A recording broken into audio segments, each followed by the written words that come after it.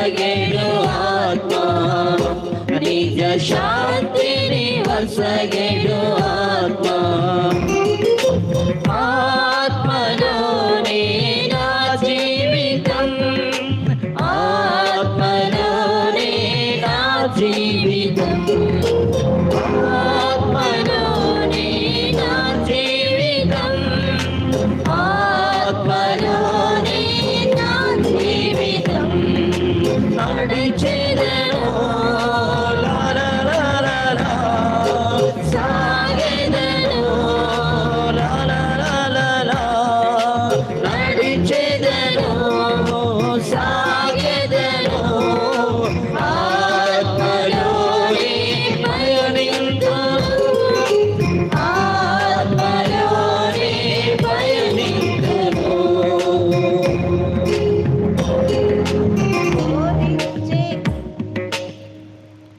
పిత పుత్ర పవిత్రాత్మ నామమునా మన నాథుడైన యేసుక్రీస్తు కృప, సర్వేశ్వరుని ప్రేమ, పవిత్రాత్మ సహవాసము మీ అందరితో నుండునుగాక. నీ ఆత్మతోను ఉండునుగాక. యేసుక్రీస్తులో ప్రియమైన సోదరి సోదరులారా, ఈరోజు మనం పెంతెకోస్తు పండుగను కొనియాడుచున్నాం.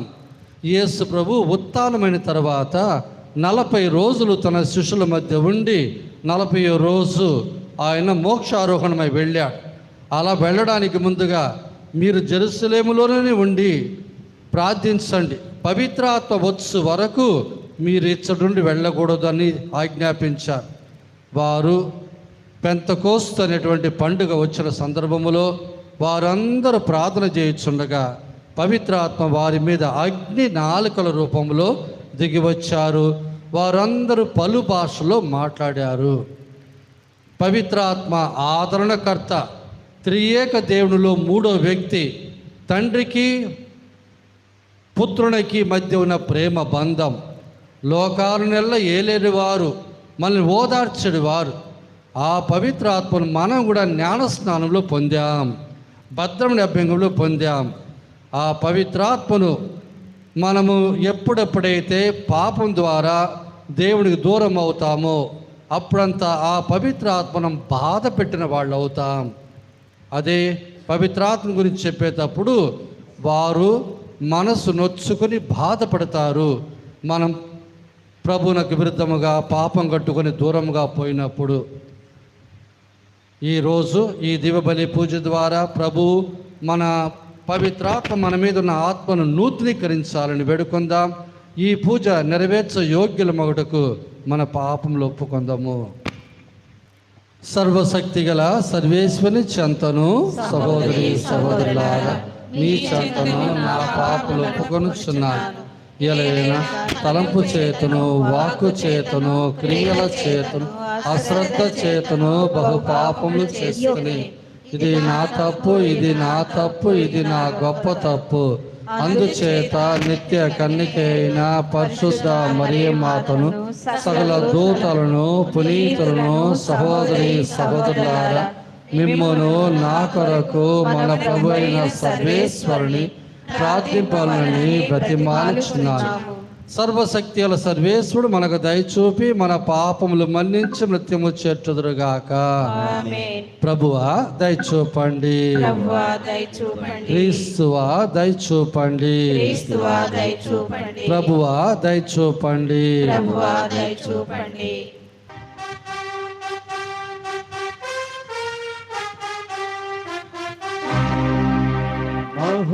మహోన్నతమునందు దేవునికి మహిమా, మహిలోన మంచి మనుజులకు శాంతి. ప్రభువైన దేవా పరలోక రాజా సర్వశక్తి సంపూర్ణ, పితయైన దేవా, పితయైన దేవా, మహోన్నతమునందు దేవునికి దేవునికి మహిమా. మహిలో నా మంచి మనుజులకు శాంతి. ప్రభువైన దేవా పరలోక రాజా సర్వశక్తి సంపూర్ణ విదయైన దేవా విదయైన దేవా మహోన్నతమునందు దేవునికి మహిమా.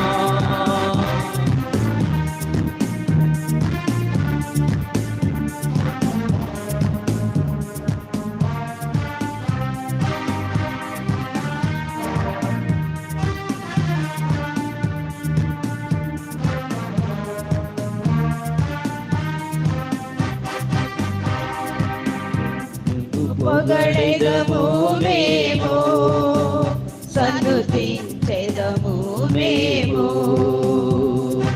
ఆరాధనలు సలిమి ఘనపరచుచున్నాము.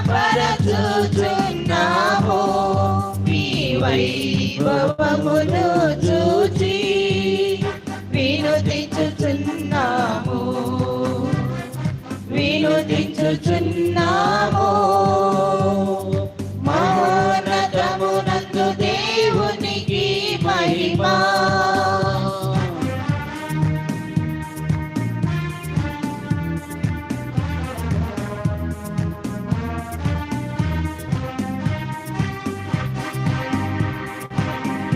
దైవ పుత్రుడా జగమేలు క్రీస్తువా, ధరణిలో దేవుడా పిత యొక్క పుత్రుడా పరమేశ పరిశుద్ధ వరగోరే పిల్ల వరగోరే పిల్ల. మహోన్నతమునందు దేవునికి మహిమా.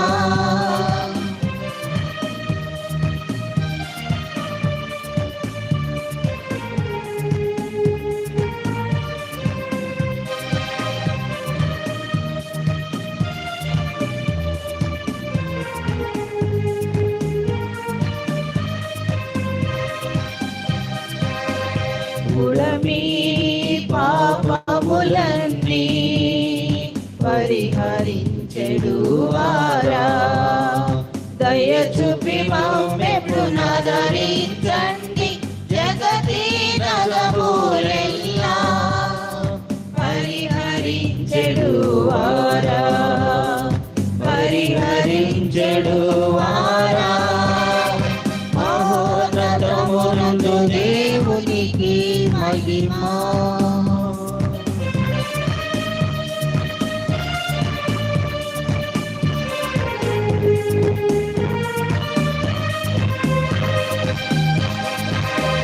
దయతోను మా మనవి ఆలకించండి. విదయక గుడి బ్రత కూర్చొని ఉన్నవారు దయ చూపి మమ్మెప్పుడు ఆదరించండి ఆదరించండి. మహోన్నతమునందు దేవునికి మహిమా.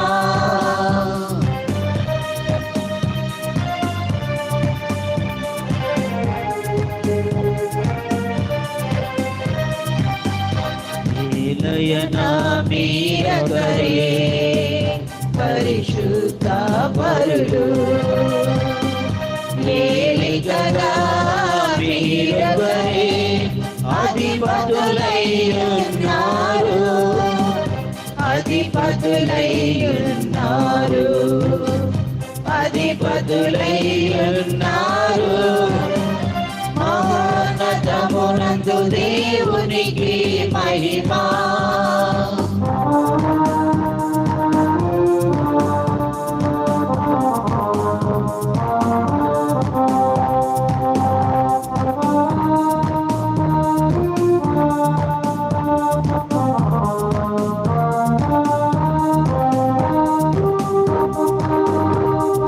జగదేక పావన జగమేలు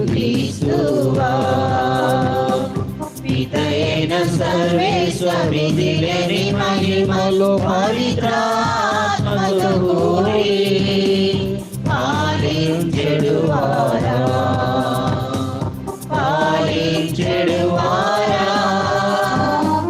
మహోన్నతమునందు దేవునికి మహిమా మహిళన మంచి మనుజులకు శాంతి ప్రభువైన దేవా పరలోక రాజ సర్వశక్తి సంపూర్ణ పితైన దేవా పితైన దేవా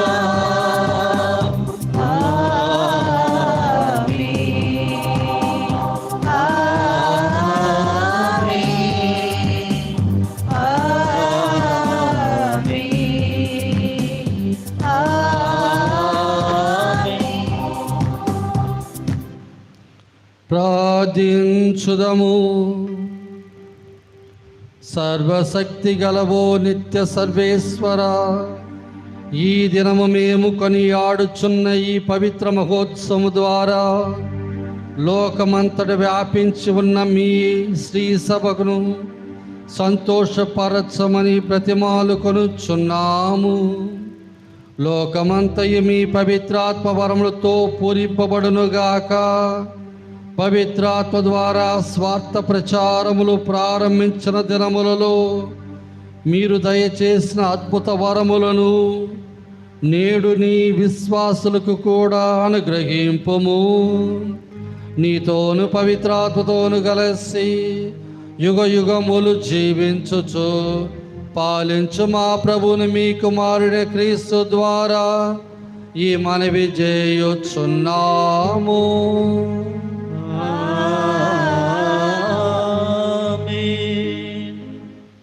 వారందరూ పవిత్రాత్మతో నింపబడి అన్య భాషలలో మాట్లాడసాగిరి. మొదటి పట్టణము అపోస్తుల కార్యములు 2వ అధ్యాయము 1వ వచనము నుండి 11వ వచనం వరకు. మొదటి పట్టణము అపోస్తుల కార్యములు 2వ అధ్యాయము 1వ వచనము నుండి 11వ వచనం వరకు. పెంతెకోస్తు పండుగ రోజు వచ్చినప్పుడు వారందరూ ఒకచోట గుమికూడి ఉండిరి. అప్పుడు వేగముగా వీచు బలమైన గాలి వంటి ఒక ధ్వని ఆకాశము నుండి అకస్మాత్తుగా వారు కూర్చుండి ఉండిన ఇల్లంతా నిండెను. అప్పుడు అగ్ని జ్వాలలు నాలుకల వలె విభాగింపబడి అక్కడ ఉన్న ఒక్కొక్కరి మీద నిలుచుట వారికి కనబడెను. వారందరూ పవిత్రాత్మతో నింపబడిరి. అప్పుడు పవిత్రాత్మ వారికి వాక్ అనే శక్తిని అనుగ్రహించిన కొలది వారు అన్య భాషలలో మాట్లాడసాగిరి. భూలోకంలోని ప్రతి దేశము నుండి వచ్చిన దైవభక్తులకు యూదులు యెరూషలేములో నివసించుచుండిరి. ఆ శబ్దము విని జనసమూహము అక్కడకు వచ్చెను. అప్పుడు ఆ యూదులలో ప్రతి వ్యక్తియు ఆ విశ్వాసులు తమ సొంత భాషలో మాట్లాడుట విని కలవరపడెను. వారు విస్మయమంది ఆశ్చర్యముతో ఇట్లు మాట్లాడుచున్న వీరందరూ గలిలయులు కారా? ఇదేమి వీరు మాట్లాడుతున్నది మనమందరము మన సొంత భాషలో వినుచున్నామే. పార్తియా, మాదియా, ఏలాము, మెసొపొతామియా, యూదయ, కప్పదోకియా, పొంతు, ఆసియా వాసులు, ఫ్రిగియా, పంఫీలియా, ఐగుప్త, సిరేని దగ్గర లిబియా ప్రాంతముల నుండి వచ్చిన మనము, రోము నుండి వచ్చిన సందర్శకులు, యూదులు, యూదా మతమున ప్రవేశించిన వారు, ఖేత్రీయులు, అరబ్బీయులు మున్నగు మనం అందరము దేవుడు చేసిన మహత్తర కార్యములను గూర్చి వీరు చెప్పుతుండగా మన సొంత భాషలో వినుచున్నాము. ఇది ప్రభువాక్కు. సర్వీసులకి వందనములు.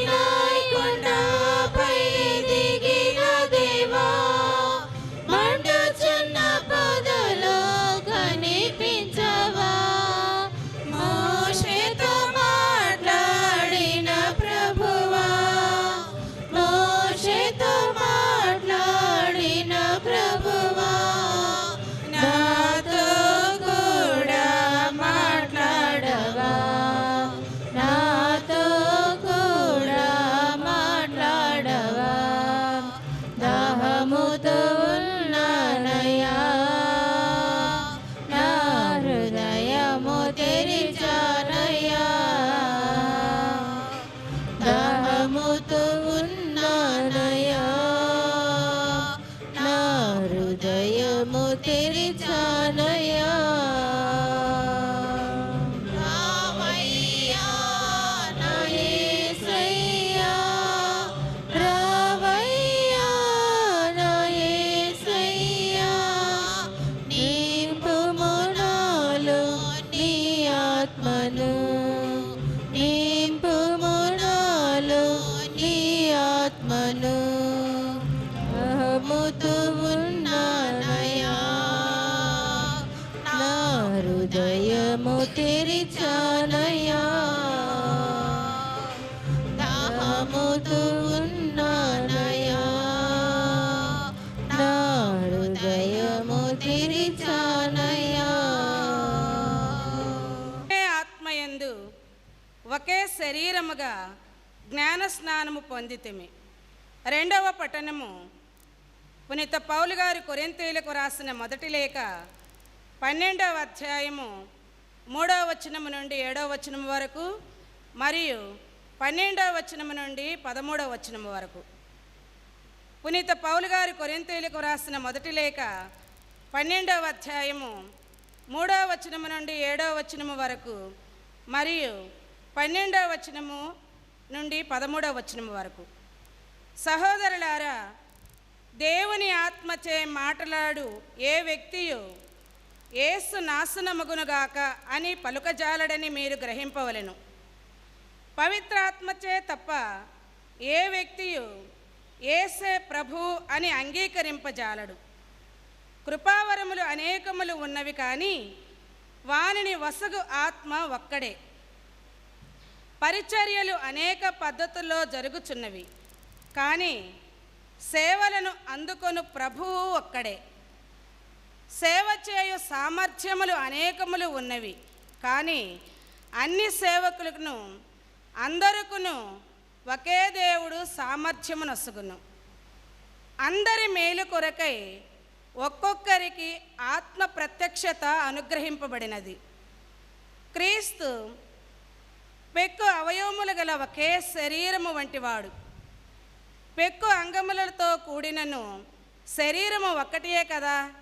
అట్లే యూదులమైనను అన్యులమైనను బానిసలమైనను స్వతంత్రులమైనను మనమందరము ఒకే ఆత్మయందు ఒకే శరీరములోనికి బప్తిస్తము పొందితిమి.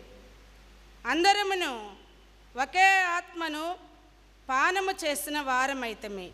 ఇది ప్రభువు వాక్కు.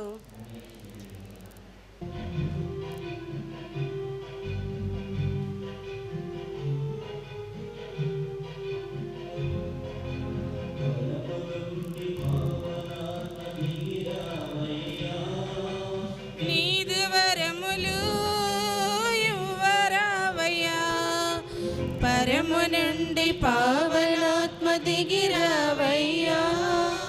నీదు వరములు యువరావయ్యా, దిగిరావయ్యా. నీదు వరములు యువరావయ్యా, పరము నుండి పావనాత్మ దిగిరావయ్యా. నీదు వరములు నివరావయ్యా.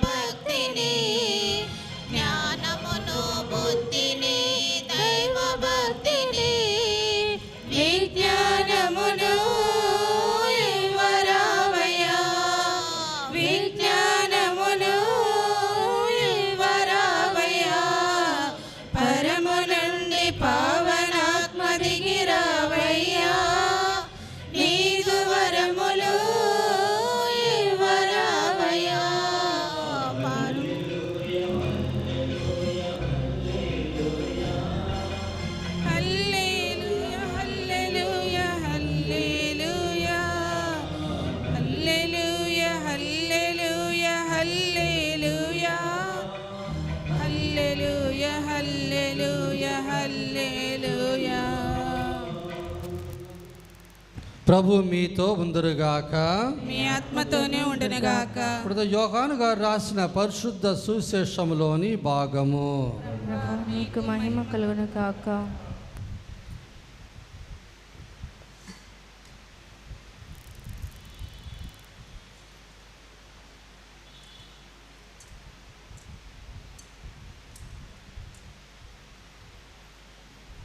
పదిహేనవ అధ్యాయము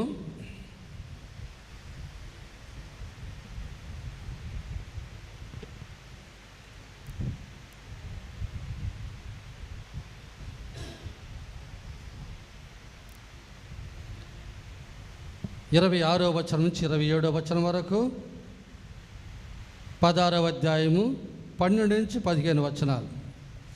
యేసు తన శిష్యులతో ఇట్లనెను, నేను తండ్రి యొద్ద నుండి మీ యొద్దకు పంపనున్న ఓదార్చుడు వాడు తండ్రి యొద్ద నుండి వచ్చి సత్య స్వరూపికి ఆత్మ వచ్చినప్పుడు ఆయన నన్ను గురించి సాక్ష్యమిచ్చును. మీరు మొదటి నుండి నా వెంట ఉన్నవారు కనుక మీరును నన్ను గురించి సాక్షులు. నేను మీకు అనేక విషయము చెప్పవలసి ఉన్నది, కానీ ఇప్పుడు మీరు దాన్ని భరించలేరు. ఆయన సత్య స్వరూపికి ఆత్మ వచ్చినప్పుడు మిమ్మలను సంపూర్ణ సత్యములకు నడిపించును. ఆయన తనంతట తాను ఏమీ బోధింపక తాను వినిన వానినే బోధించును. జరగబోగు విషయమును గూర్చి మీకు తెలియజేయును. ఆయన నన్ను మహిమపరచును. ఏలయనా ఆయన నాకున్న దానిని నా నుండి గైకొని దానిని మీకు తెలియజేయనని చెప్పితిని. తండ్రికి ఉన్నదంతయు నాది, అందుచేత నా నుండి గైకొని మీకు తెలియజేయనని చెప్పితిని. ఇది క్రీస్తు సువిశేషము.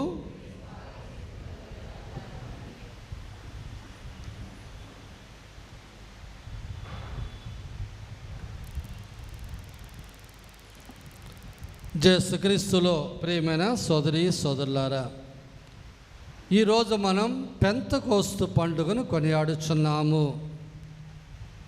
పెంతెకోస్ట్ అంటే 50వ రోజు అని అర్థం. ఏ 50వ రోజు?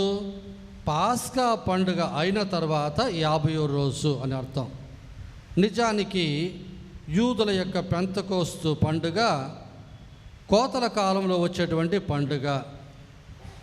అటు తర్వాత యూదులు ఈ యొక్క కోతకాలపు పండుగను కేవలము అటువంటి పండుగగా కాకుండా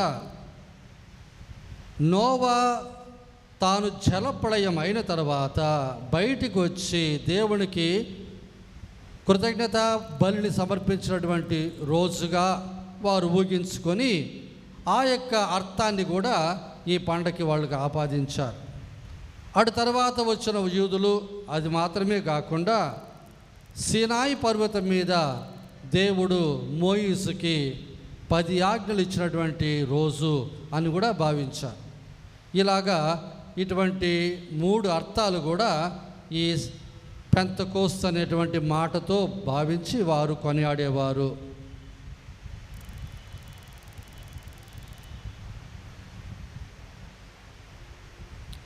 యేసు ప్రభు మనకు 3 గొప్ప అద్భుతాలు ఇచ్చారు అని అప్పుడప్పుడు నేను చెప్తూ ఉన్నాను మీకు.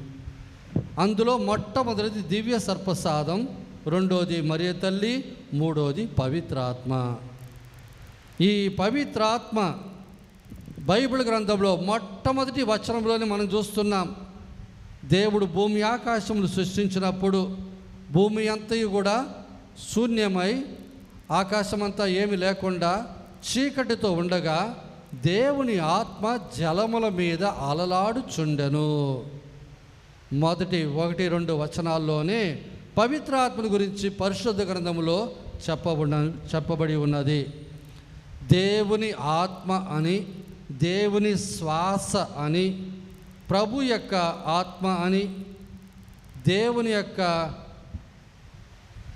గాలి అనగా రువాహ్ అని అంటారు. ఈ మాట చాలా చీప్గా ఉంటుంది గాలి అని వాడేటప్పుడు, కానీ దేవుని నుండి వచ్చినటువంటి ఆ శ్వాస లాంటి గాలి అన్నట్టు, పరిశుద్ధాత్మ అన్నట్టు, ప్రభు యొక్క ఆత్మ అన్నట్టు, క్రీస్తు ప్రభు యొక్క ఆత్మ అన్నట్టు వేరు వేరు పేర్లతో పిలువబడుతుంది. పాత గ్రంథములో పవిత్రాత్మను గురించి మనం ఎక్కడ చూస్తున్నాం అని ఒకసారి మనం గన పరీక్షించినట్లయితే, ఈ మొదటి వచనం తర్వాత ఆది కాండములో 41వ అధ్యాయం 38వ వచనంలో యాకోబు కుమారుడైనటువంటి రాకేలుకు యాకోబుకు పుట్టినటువంటి మొదటి కుమారుడైనటువంటి యోసేపు మీద దేవుని ఆత్మ ఉండింది. అందువల్ల ఆయన కలలకు అర్థం చెప్పే జ్ఞానం కలిగి ఉన్నాడు అన్నట్టు. ఇక రెండోదిగా సంఖ్యాకాండములో మోయిసు మీద ఉన్నటువంటి ఆత్మను తీసి 70 మంది పెద్దల మీద ప్రభువు కురిపించారు అని, తద్వారా ఈ 70 మంది కూడా ప్రవచనం పలికారు అని మనం చదువుతున్నాం. ఇక మూడోదిగా ఆ రోజుల్లో మందసం చేయడానికి ఒక కళాకారుడుగా, గొప్ప ఒక వడ్రంగిగా, ఒక ఆర్టిస్టుగా, అన్ని రకాలైనటువంటి నైపుణ్యాలు కలిగినటువంటి బెజలెల్ అన్నటువంటి ఆయనకి దేవుడు, ఇదిగో నేను ఆయనకు నా ఆత్మని ఇచ్చి ఉన్నాను అని చెప్పడం, ఆయన ఇవన్నీ చేస్తాడు. అంటే ఆ నూతన దేవుని యొక్క మందసం ఉన్నటువంటి ఆ స్థలం, ఆ దేవుని యొక్క సాన్నిధ్యపు గూడారం, ఇవన్నీ కూడా ఒక ఆర్టిస్టుగా ఆయన అన్నీ కూడా క్రమపరుస్తారు అని చెప్పడం మనం చూస్తున్నాం. అలాగే నాలుగోదిగా జోషువ గ్రంథములో జోషువ మీద దేవుని ఆత్మ ఉండింది. అందువల్లనే మోయిసు అడుగుజాడల్లో జోషువ తన ప్రజలను నడిపించాడు అని చూస్తున్నాం. జోషువ కాలం అయిన తర్వాత ఇక న్యాయాధిపతుల కాలములో 3వ అధ్యాయం 10వ వచనములో ఒతనియల్ అన్నటువంటి ఆయన ఈ న్యాయాధిపతుల్లో మొట్టమొదటి వ్యక్తిగా పరిగణింపబడ్డాడు. 18 మంది న్యాయాధిపతుల్లో ఈయన మొదటివాడు. ఆ రోజుల్లో కాలేబు అన్నటువంటి వ్యక్తి, జోషువ అన్నటువంటి వ్యక్తి, ఇద్దరు మాత్రమే వాగ్దాన భూమి చేరుకున్న వ్యక్తులు. మరి ఈ కాలేబు యొక్క సహోదరుని కుమారుడు ఈ ఒతనియల్. ఆయన ఇశ్రాయేలును కననీయుల బారి నుండి ఆయన రక్షించాడు. కాబట్టి దేవుని ఆత్మ ఈ ఒతనియల్ అన్నటువంటి ఆయన మీద ఉండింది అని చదువుతున్నాం. ఇక ఆరోదిగా దేవుని ఆత్మ ఇంకొక న్యాయాధిపతి గిడియోను అన్నటువంటి ఆయన మీద ఉండింది అంటున్నారు. ఈ గిడియోను చాలా బలహీనుడు, అనుమానాలు కలిగిన వ్యక్తి. దేవుడు అతన్ని ఎన్నుకొని మీదియనులు వారు ఓడించి ఆ ఇశ్రాయేలు ప్రజలను పరిపాలించేటట్టు చేశారు. ఆయన మీద దేవుని ఆత్మ ఉండింది అని చదువుతున్నాం. అలాగే జఫ్తాత్ అన్నటువంటి ఇంకొక న్యాయాధిపతి, ఆయన ఆ 18 మంది న్యాయాధిపతుల్లో ఒకడు. 6 సంవత్సరాలు ఆనాటి ప్రజలను పరిపాలించాడు. అమ్మోనీయులతో యుద్ధం చేసి 42,000 మందిని సంహరించిన వ్యక్తి. ఆయన మీద దేవుని ఆత్మ ఉండింది అని చదువుతున్నాం. ఇక 8వదిగా సాంసోను యొక్క పుట్టుక గురించి దేవదూత ముందుగానే తల్లికి తెలియజేయడం, అతని వెంట్రుకలు ఏనాడు కూడా కత్తిరించవద్దు అని చెప్పడం, ఆ యొక్క దేవుని యొక్క శక్తితో ఆయన ఆ ఫిలిస్తీన్లను ఓడించటం, ఇశ్రాయేలు ప్రజలను పరిపాలించడం జరిగింది. ఎప్పుడైతే ఆ సాంసోను దేవుని యొక్క మాటను ఆయన వదిలిపెట్టి తాను ప్రేమించిన యొక్క స్త్రీ వెనక వెళ్ళి వెంట్రుకలు కోల్పోగా ఇక దేవుని ఆత్మ అతని వీడిపోయింది. తద్వారా వారు అతని 2 కండ్లు కూడా గుడ్డిగా చేసి చివరికి తిరుగటి రాయి తిప్పేటట్టు చేసి చివరిగా ఆయన మళ్ళా ప్రభును వేడుకోగా మళ్ళా ప్రభు ఆత్మ ఆయనకి ఇవ్వబడింది అని మనం చదువుతున్నాం. ఇక రాజుల గ్రంథంలో సౌలు, రాజులు అందరిలో మొట్టమొదటి వ్యక్తి సౌలు రాజు. దేవుడు అతన్ని తన ప్రజలు పరిపాలించే ఒక నాయకుడిగా ఎన్నుకున్నాడు. సామువేలు అతన్ని తన నూనెతో అభిషేకించినప్పుడు దేవుని ఆత్మ సౌలు మీద దిగిరాగా ఆయన ప్రవచనం పలికాడు అని కూడా మనం చూస్తున్నాం. ఇక 10వదిగా దేవుని ఆత్మ దావీదు మీద దిగిరాగా దావీదు దేవుని యొక్క ఆత్మశక్తితో దేవునికి కీర్తనలు పాడాడు. ఆయన రచించిన కీర్తనలే ఆ 150 కీర్తనలు. ఆ 150 కీర్తనలు కూడా దైవ స్తుతికి, మా ప్రజల యొక్క ప్రార్థనకు అది మూలాధారంగా ఉన్నాయి.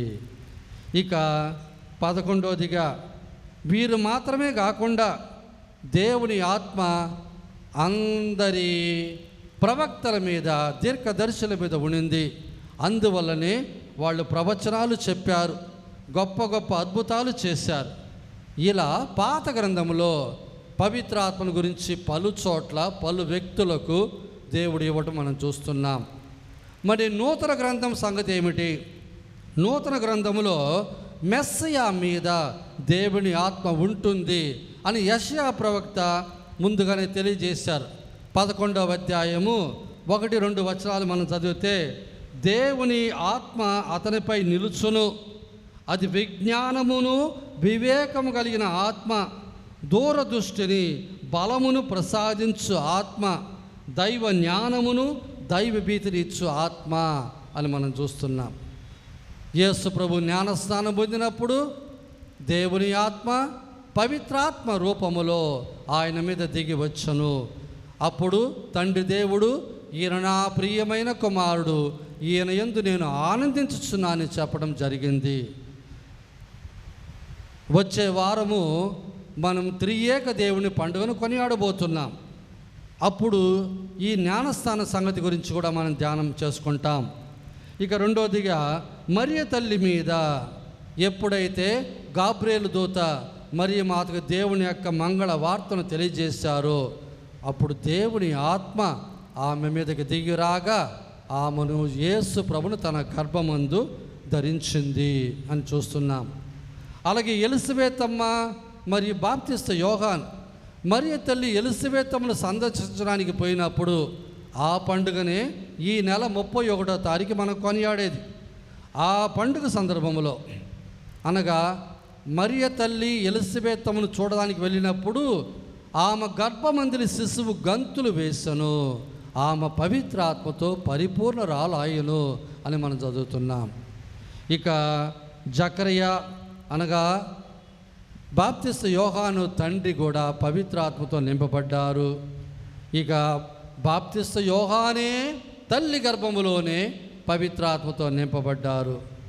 అలాగే సిమియోను అనేటువంటి ఒక పెద్ద ఆయన, మరియ తల్లి జోజేపులు యేసు ప్రభును కానుకగా ఇవ్వడానికి దేవాలయానికి తీసుకుపోయినప్పుడు పవిత్రాత్మ ఆయన మీద ఉండెను. మెస్సయాను చూసేంతవరకు నువ్వు మరణించవు అని దేవుని ఆత్మ ఆయనకు తెలియజేసి ఉండను అని కూడా చదువుతున్నాం. అలాగే ఇంకొక ఆమె 84 సంవత్సరాలుగా వృద్ధాప్యంలో ఉన్నటువంటి వృద్ధురాలైనటువంటి విధవరాలైనటువంటి అన్న అన్నటువంటి ఆమె కూడా పవిత్రాత్మను పొందిన వ్యక్తిగా మనం చూస్తున్నాం. చివరిగా ఈ పండగ రోజు అనగా పెంతెకోస్తు పండగ రోజు మరియ తల్లి మరియు ఆ అపోస్తులు అందరూ ఒకచోట గుమికూడి ఉండగా దేవుని ఆత్మ అగ్ని నాలుకల రూపములో వారి మీద దిగిరాగా వారు పవిత్రాత్మను పొందారు. పవిత్రాత్మను పొందడం ద్వారా పలు భాషలలో వారు మాట్లాడటం జరిగింది. పాత గ్రంథంలో బేబేలు అన్నటువంటి ఒక గోపురం కట్టడానికి ఆనాటి ప్రజలు ప్రయత్నం చేసినప్పుడు దేవుడు కిందకి దిగి వచ్చి వారి యొక్క భాషను తారుమారు చేశాడు. ఆ తారుమారు చేసేటువంటి ఆ సంఘటనే బేబెల్ అని అంటారు. ఆ రోజు చల్లా చెదరై వేరు వేరు భాషలు మాట్లాడుతూ లోకమంతా ప్రజలు చల్లా చెదరైపోయారు. అదే సంఘటనకు మారుగా విరుద్ధముగా పెంతెకోస్తు పండుగ రోజు వేరు వేరు భాషలు మాట్లాడేవారు పేతురు ప్రసంగిస్తూ ఉండగా వారు అర్థం చేసుకోగలిగారు. వారి సొంత భాషల్లో వారు అర్థం చేసుకోగలిగారు. ఈ యొక్క సంగతిని యావేలు ప్రవక్త 2వ అధ్యాయం 28-29 వచనాల్లో తెలియజేస్తున్నారు. యావేలు ప్రవక్త ఏమంటున్నాడంటే, అటు పిమ్మట నేను నా ఆత్మను ఎల్లరి మీద కుమ్మరింతును. మీ పుత్రులు పుత్రికలు నా సందేశములు చెప్పుదురు, మీ ముదుసనులు కలలు కందురు, మీ యువకులు దర్శనము గాంతురు. ఈ విధముగా యావేలు ప్రవక్త పలికినటువంటి ఆ ప్రవచనం పెంతకోస్తు పండుగ రోజు నెరవేరింది. ఇది నూతన గ్రంథములో పవిత్రాత్మల గురించి మనం చూసే సందర్భాలు. మరి ఈ పవిత్రాత్మ అనేవారు ఎవరు? త్రియేక దేవునిలో మూడో వ్యక్తి. ఆ మూడో వ్యక్తి ఏ విధంగా ఉంటారు? పావురం రూపంలో ఉంటారా? అట్ట అనుకోవద్దు. పావురం రూపంలో కాదు, పావురం యొక్క ఆకారంలో ఆ రోజు ప్రభు మీద దిగి వచ్చారు. కానీ వేరు వేరు సందర్భాల్లో వేరు వేరు రూపాల్లో వచ్చారు. యేసు ప్రభు ఎలా ఉంటారో అలాగే ఉంటారు తండ్రి దేవుడు. ఫిలిప్పు, నన్ను చూచువాడు నా తండ్రిని చూచుచున్నాడు అని ప్రభు చెప్పలేదా? కాబట్టి పాత కాలంలో తండ్రి దేవుడిని ఒక ముసలాయిన్లాగా ఒక బొమ్మ గీసి యేసు ప్రభుని యేసు ప్రభులాగా, పవిత్రాత్మనికి పావురం మాత్రం పెట్టేవాడు. అట్టగా త్రియేక దేవుడు యేసు ప్రభు ఎలా ఉంటారో అలాగే తండ్రి దేవుడు యేసు ప్రభు ఎలా ఉంటారో అలాగే పవిత్రాత్మ. దీని గురించి వచ్చే వారం మనం ధ్యానించుకోవచ్చు. కాబట్టి పవిత్రాత్మ ఒక వ్యక్తి, త్రియేక దేవునిలో మూడో వ్యక్తి. ఆయన తండ్రి దేవుని నుండి పుత్రుడు జన్మించగా తండ్రికి పుత్రుడికి మధ్య ఉన్న ప్రేమ బంధమే పవిత్రాత్మ.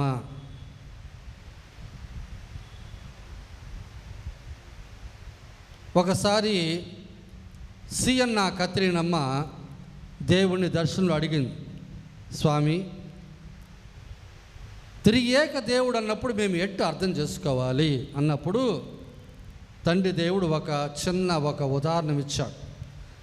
సాయంత్రం పూట అస్తమించే సూర్యుడిని చూసావా? చూశాను స్వామి.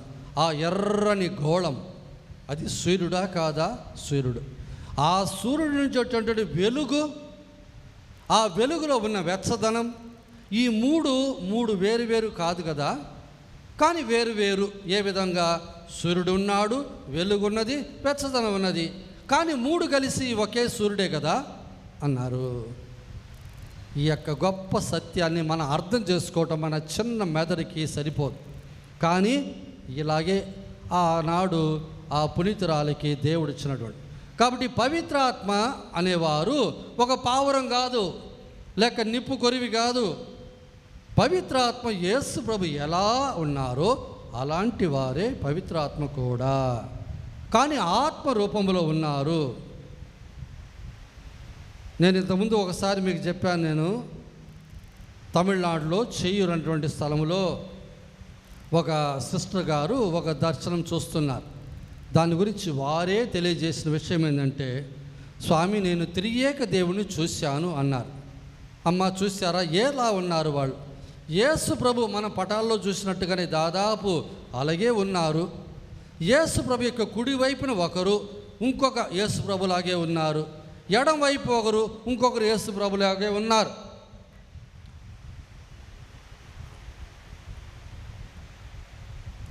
ముగ్గురు వ్యక్తులు కూడా ప్రభు ఎలా ఉన్నారో అలాగే ఉన్నారు. కానీ ఒక వ్యత్యాసం, యేసు ప్రభు దృఢమైన శరీరం కలిగిన వాళ్ళుగా ఉన్నారు. అటు కుడివైపు ఎడమవైపు ఉన్న వాళ్ళు ఆత్మరూపంలో ఉన్నారు. దృఢమైన శరీరం కాదు, ఆత్మరూపం.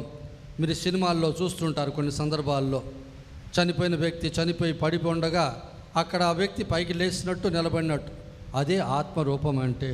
మరి నీ ఆత్మ ఎలా ఉంటుంది? నువ్వు ఎలా ఉన్నావో నీ ఆత్మ కూడా అలాగే ఉంటుంది. కానీ శరీరం దృఢముగా ఉండగా ఆత్మరూపంలో ఉంటుంది. దానికి ఒక ఆకారం ఉంటుంది, కానీ గట్టి శరీరం ఉండదు.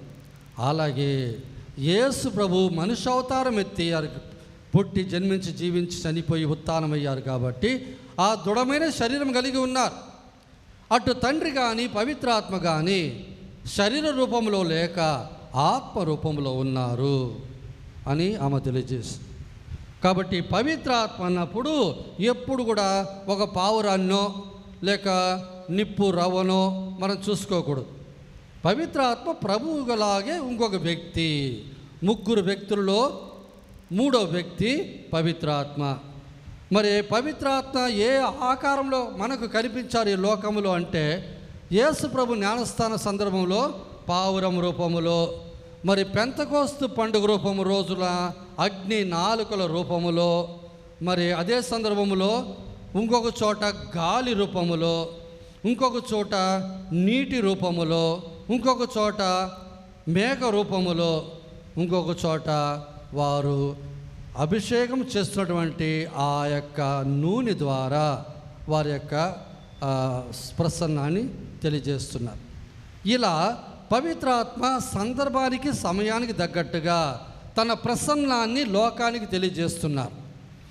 ప్రస్తుతం పరిశుద్ధ తిరుసభలో జ్ఞానస్థానం అప్పుడు మనం వాడేటువంటి క్రిస్మా అనే తైలము బిడ్డ యొక్క లేక అభివృద్ధి యొక్క మాడు మీద పూసి పవిత్రాత్మ వారిని అభిషేకించాలని వేడుకుంటారు గురువు.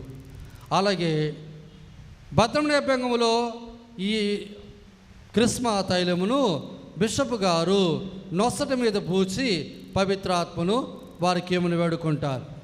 గురు పట్టాభిషేకములో దేవునికి సమర్పించే ఆ కానుకలు సమర్పించే గురువు యొక్క 2 హస్తములను ఆ నూనెతో వారు అద్ది అభిషేకిస్తారు. అలాగే తల మీద చేతులు పెట్టి ప్రార్థన చేయగా పవిత్రాత్మ వారి మీద దిగి వస్తారు. అష్ట నిక్షేపం అంటారు. తద్వారా ఆ వ్యక్తి పవిత్రాత్మను పొందాలని ఆ బిషప్ గారు ప్రార్థన చేసినప్పుడు ఆ గురువు అభిషేకింపబడుతున్నాడు. ఆ అభిషేకాన్ని పరిశుద్ధపరిచి చూపించేది ఈ యొక్క నూనె. ఇలాగా వేరు వేరు వస్తువులతో పవిత్రాత్మను చూస్తూ ఉన్నాం.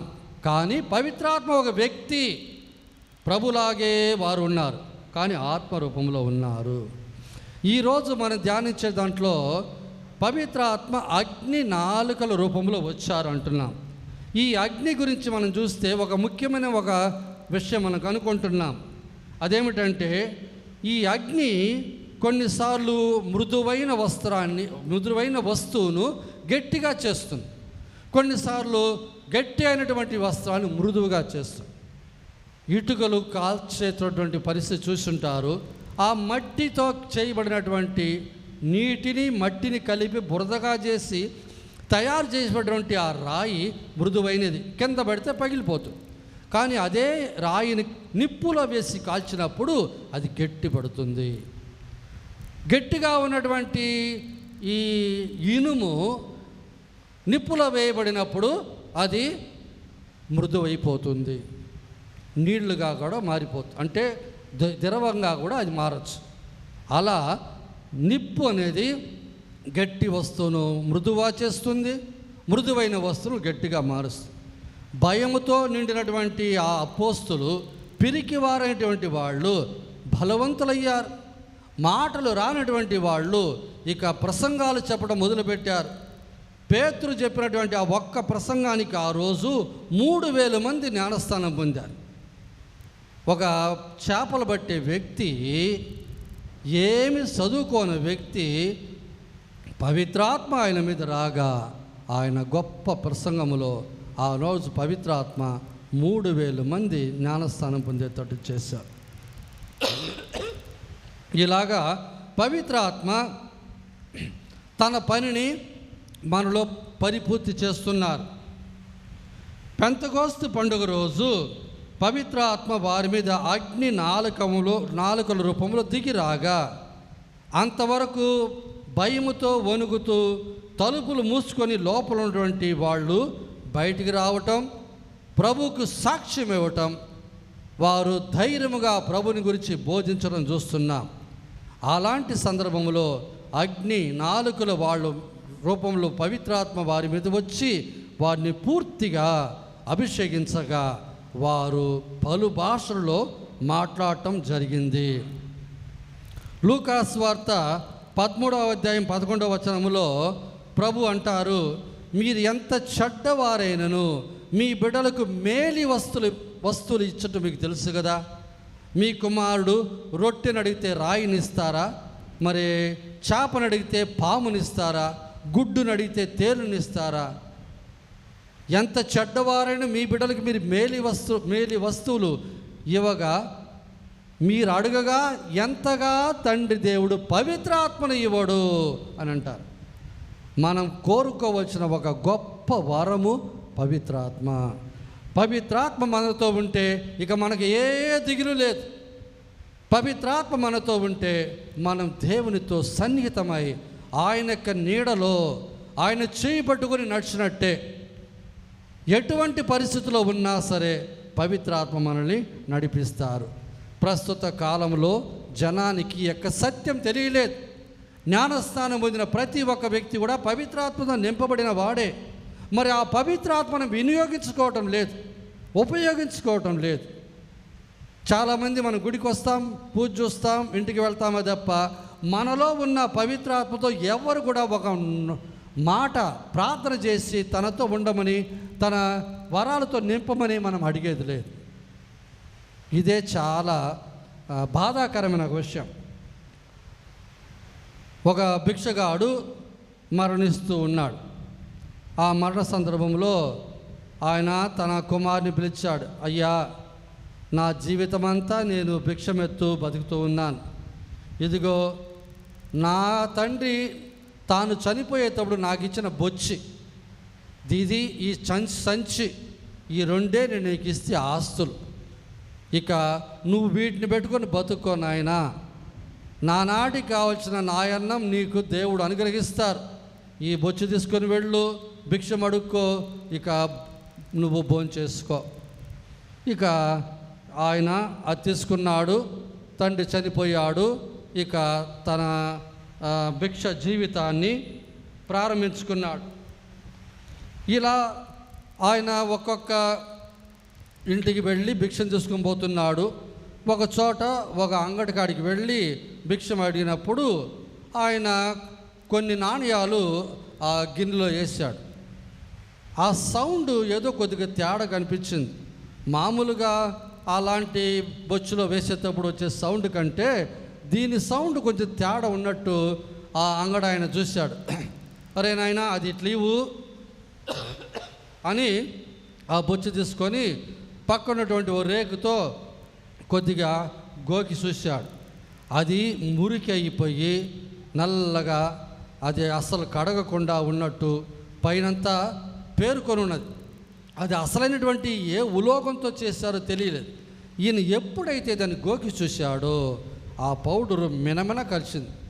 ఒరేయ్ సన్నాసి, నీ బొచ్చి బంగారురా, కోట్లు విలువ చేసే వస్తువుని చేతిలో పెట్టుకొని నువ్వు ఇలాగ భిక్షం ఎత్తుకుంటున్నావు, పిచ్చోడా, తీసుకొని వీడిని అమ్ము, డబ్బులు దండిగా వస్తాయి, నువ్వు కోటీశ్వరుడు అవుతావు. అలాంటి పరిస్థితి మంది. మనకున్నటువంటి పవిత్ర ఆత్మను మనం ఉపయోగించుకోవట్లేదు. ఆ పవిత్రాత్మక వరములు మనం వినియోగించుకోవట్లేదు. ఇదే ప్రస్తుతం కత్తోలిక తిరుసభలో దురదిష్టమైనటువంటి ఒక విషయం. కానీ ప్రొటెస్టెంట్ సహోదరులు కొంతమంది వారు ప్రార్థన ద్వారా వారు పొందినటువంటి ఆత్మ యొక్క శక్తిని ఉపయోగించుకుంటున్నారు. మనం జ్ఞానస్థానం పొందినప్పుడు ఈ పవిత్రాత్మ మన మీద దిగిరాగా మన జన్మ పాపం, కర్మ పాపం కడిగివేయబడుతుంది. మనం పరిశుద్ధులు అవుతున్నాం. తండ్రి దేవుణ్ణి నాయనా అని పిలవగలిగే ఒక అర్హత కలిగి ఉన్నాం. అటువంటి ఆ పవిత్ర ఆత్మను మళ్ళా మనము భద్రమైన బెంగంలో పొందేటప్పుడు మనము శబ్ద వరాలు పొందుతున్నాం. 7 వరాలు పొందుతున్నాం. ఆ 7 వరాలు ఏంటి?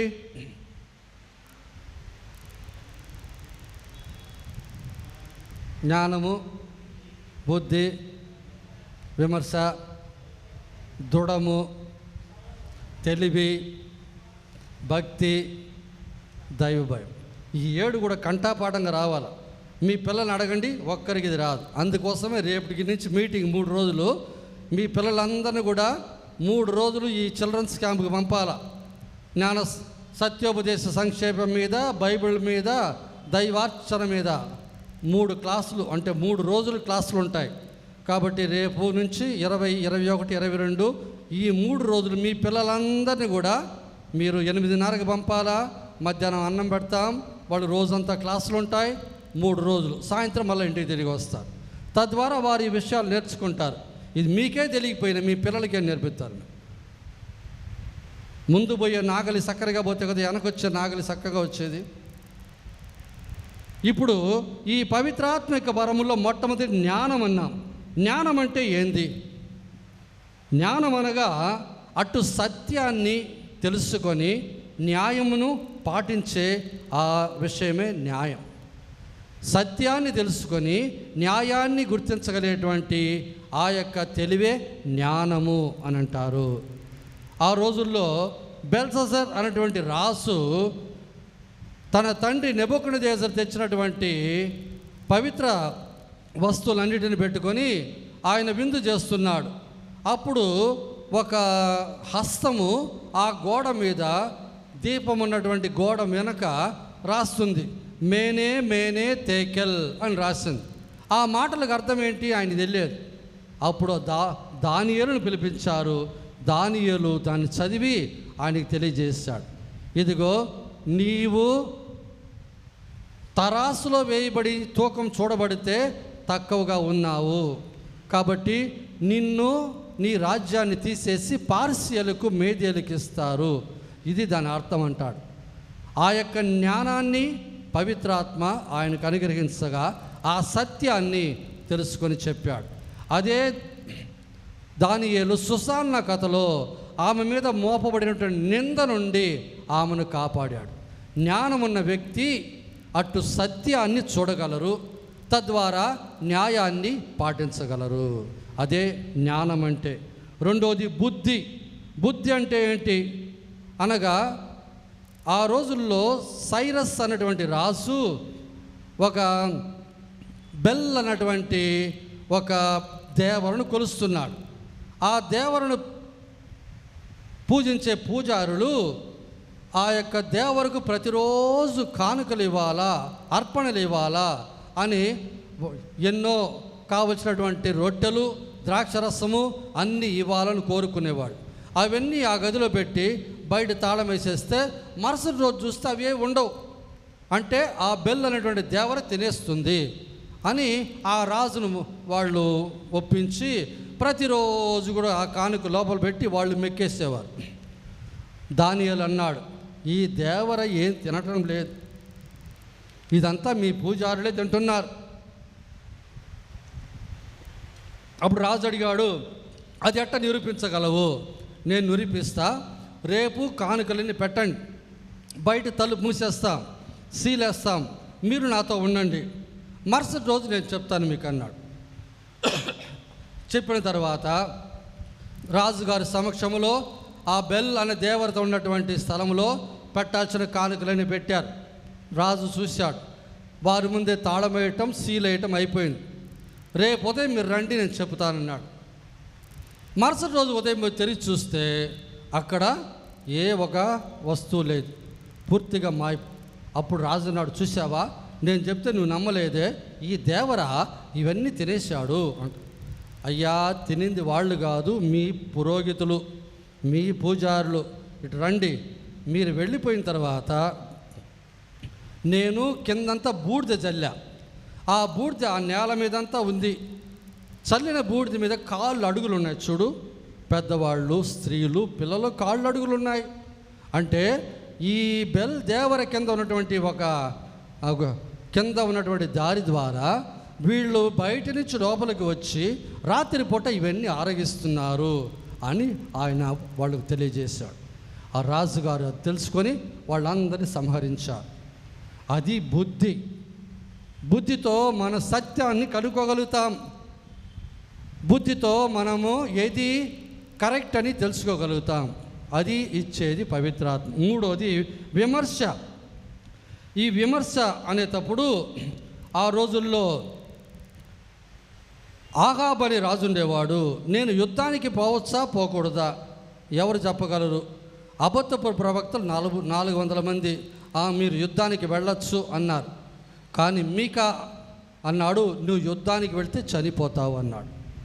కానీ రాజుగారు వినలేదు, యుద్ధానికి వెళ్ళాడు, చనిపోయాడు.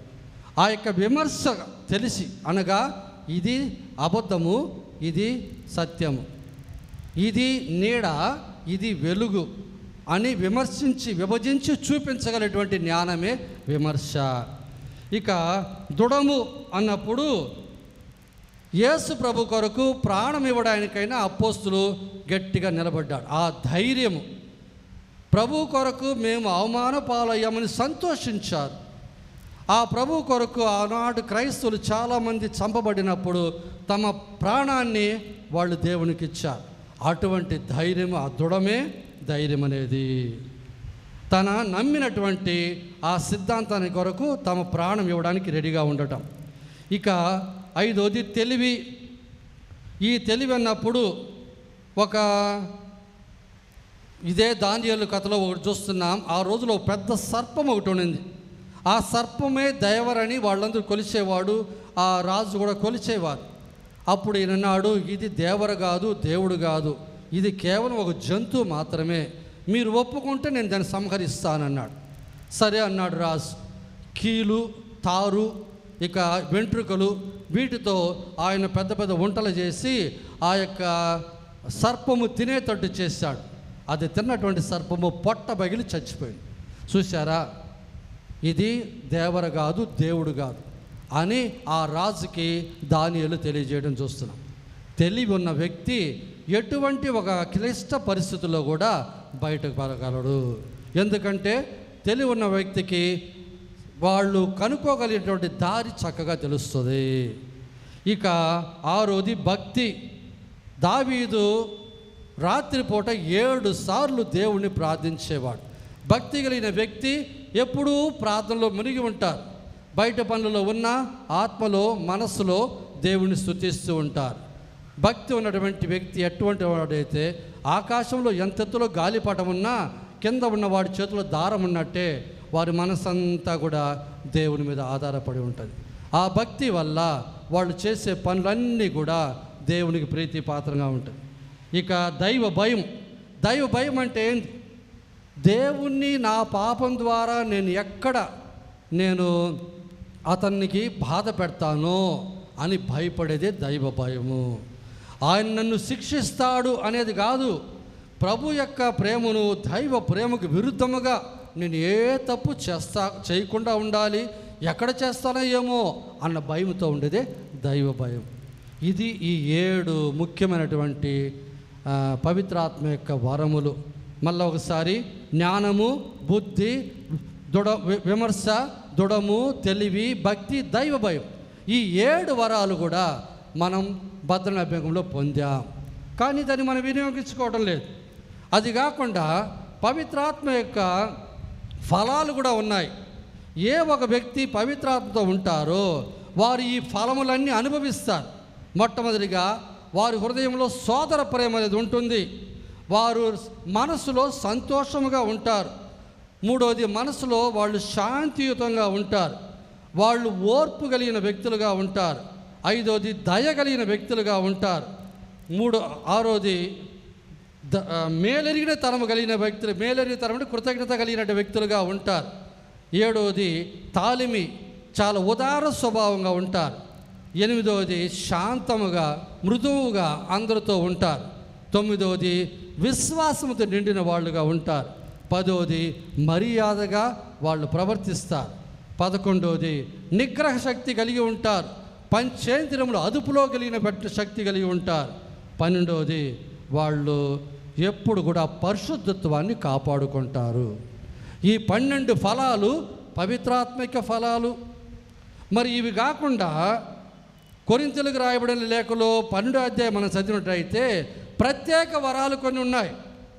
ఆ ప్రత్యేక వరాలు పొందిన వాళ్ళు, అవి 3 రకాలైన వరములు. మొట్టమొదటి వాక్య వరములు, 2వది గుర్తులు, 3వది జ్ఞానవరము. వాక్య వరాలంటే ఏంటి? ప్రవచనం పలకగలరు. భాషలు వరం ఉంటుంది వాళ్ళకి, భాషలు వివరించి చెప్పే జ్ఞానం ఉంటుంది. ఇవి వాక్య వరాలు అంటారు. పరిశుద్ధాత్మ ఇచ్చే వరముల్లో గొప్ప వరాలు ఇవి. ఇక 2వది గుర్తు వరాలు. అంటే వారికి విశ్వాసము గట్టిగా ఉంటుంది. వారు స్వస్థపరచగలరు, అద్భుతాలు చేయగలరు. ఇక 3వ గ్రహానికి వచ్చినవి జ్ఞాన వరములు. అనగా వారికి వివేకపూరితమైన వాక్యం ఉంటుంది, విజ్ఞానపూర్వకమైన వాక్యం ఉంటుంది. వారు ఏది నిజమైన ఆత్మ, ఏది అబద్ధపు ఆత్మ అని చెప్పగలరు. 3 రకాలైనటువంటి వరాలు చెప్పా. మొట్టమొదటిది ఆ శబ్ద వరములు, రెండోది పవిత్రాత్మిక ఫలములు, మూడోది ఈ గొప్ప వరాలు, అద్భుతాలు చేసే వరం, ప్రవచన వరం, స్వస్థపరిచే వరం, దయ్యాలు పారదొలే వరం. ఇవన్నీ కూడా మనకి ఇవ్వబడి ఉన్నాయి. కానీ మనం వాటిని ఉపయోగించుకోవట్లేదు. అంగట్లో అన్నీ ఉన్నాయి, అల్లుడు నోట్లో శని అన్నట్టు మన జీవితం సాగుతుంది. పవిత్రాత్మ ఎంతగా మీకు ఇవ్వడని ప్రభు చెప్పారంటే, ఆ పవిత్రాత్మకి ఇన్ని వరాలు ఉన్నాయి, మనం వినియోగించుకోవట్లేదు. నన్ను విశ్వసించి వారు ఈ అద్భుత శక్తులు కలిగి ఉందరు. మార్కు సువార్త 16వ అధ్యాయం. వారు నా నామమున దయ్యములు వెళ్ళగొట్టెదరు, అన్ని భాషలు మాట్లాడెదరు, పాములు చేతిలో ఎత్తి పట్టుకొందరు, ప్రాణాపాయమైంది ఏది తాగిన హానిగలగదు, వారు స్వస్థత పొందేటట్టు చేయగలరంట. ఇవన్నీ ఎవరికి ఇవ్వబడింది? గురువులకు కాదు, నన్ను విశ్వసించే వారికి. మరి మీరు ప్రభుని విశ్వసిస్తున్నారా లేదా? మరి ఎందుకు ఈ వరాలు ఉపయోగించట్లేదు? ఒక పెద్ద ఫంక్షన్ జరుగుతుంది రాత్రిపూట, కరెంట్ వేసి లైట్ వేసి అంతా కరెంటు మీద ఆధారపడి ఉంది, బ్రహ్మాండంగా జరుగుతుంది. ఉన్నటువంటి కరెంటు పోయింది, అంతా చీకటి, అంతలక కరెంటు ఉంది, క్యాంపస్లో మాత్రం కరెంట్ లేదు. ఇంక పరిగెత్తారు, సామి ఓ పక్క, ఉపదేశం పక్క, పెద్దల పక్క పరిగెత్తి ఆ వైర్ పీకటం, దీన్ని కలగటం అన్నీ చేస్తున్నారు. టైం అయిపోతుంది, ఫంక్షన్ స్టార్ట్ అయిపోయింది, చీకట్లోనే జరుగుతుంది ఫంక్షన్ అంతా. కరెంట్ ఏమో ఉంది కానీ పని చేయట్లేదు.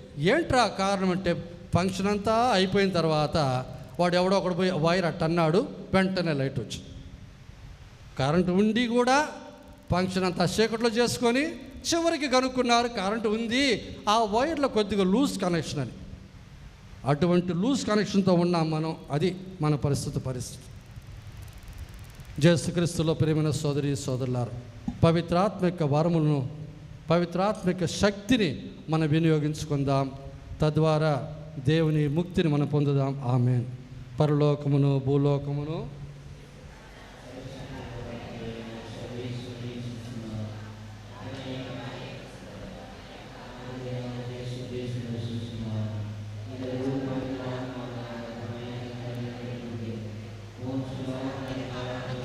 పాటుబడి స్లేవు మీద కొట్టబడి మరణం పొంది సమాధిలో ఉంచబడెను. పాతాళమునకు దిగి 3వ నాడు చనిపోయిన వారిలో నుండి లేచెను. పరలోకమునకెక్కి సర్వశక్తి గల పిత అయిన సర్వేశ్వరుని కుడి ప్రక్కన కూర్చొని ఉన్నారు. అక్కడ నుండి జీవించే వారులకు చనిపోయిన వారు తీర్పు చేయుటకు వచ్చును. పవిత్ర ఆత్మను విశ్వసిస్తున్నాను. పరిశుద్ధ కథోలిక సభను, పునీతుల సంబంధ ప్రయోజనమును విశ్వసించున్నాను. పాపముల మన్నింపును విశ్వసించున్నాను. శరీరం యొక్క ఉత్థానమును విశ్వసించున్నాను. నిత్య జీవమును విశ్వసించున్నాను. స్వామి ఆమేన్. ప్రియ సహోదరి సహోదరులారా, ఈనాడు యావత్ శ్రీ సభకు ఒక శుభదినము, పవిత్ర దినము. పవిత్రాత్మ దేవుడు ప్రభుని శిష్యుల మీద దిగి వచ్చి పరిశుద్ధాత్మ వరములతో నిండుగా అభిషేకించిన పర్వదినం. ఈ మహోత్సవ శుభ సందర్భముగా పవిత్రాత్మ దేవుడు మన శ్రీ సభను, మన సంఘాన్ని తన శబ్ద వరములతో నింపమని వేడుకుందాం.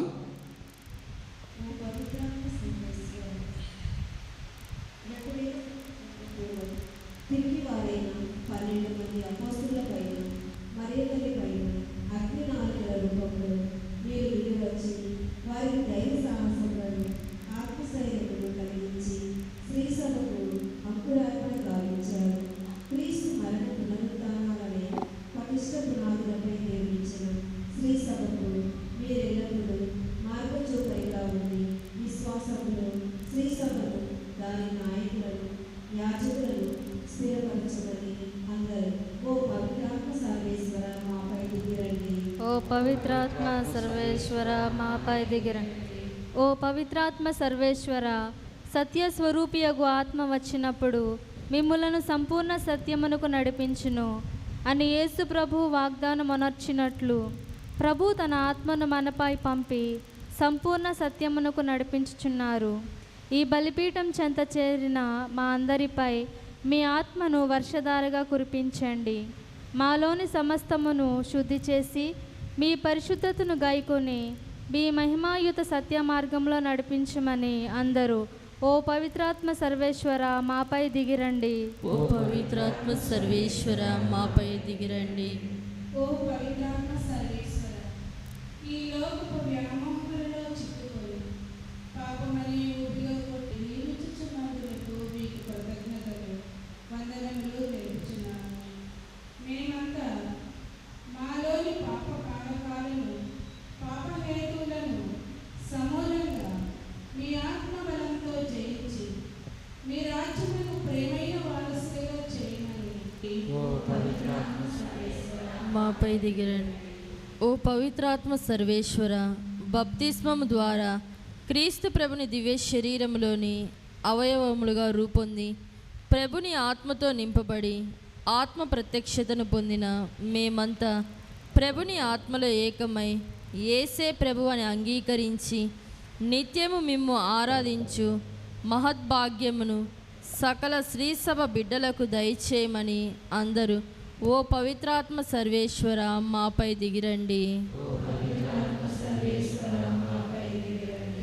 ఓ పవిత్రాత్మ సర్వేశ్వర, మా రోజువారీ జీవితములో ఎదురయ్యే కష్ట నష్టాలను, ఇబ్బందులను, ఆటంకములను మీ పవిత్రాత్మ శక్తిచే బలముచే ఎదుర్కొని నీతి న్యాయములతో సుఖ సంతోషములతో ఆత్మవిశ్వాసముతో ముందుకు సాగుటకు అవసరమగు మీ సప్తవరములను మా కుటుంబ సభ్యులందరిపై వర్షింపచేయమని అందరూ ఓ పవిత్రాత్మ సర్వేశ్వర మాపై దిగిరండి. ఓ పవిత్రాత్మ సర్వేశ్వర మాపై దిగిరండి. కొంతసేపు మౌనముగా మన సొంత మనవుల కొరకు ప్రార్థించుకుందాం.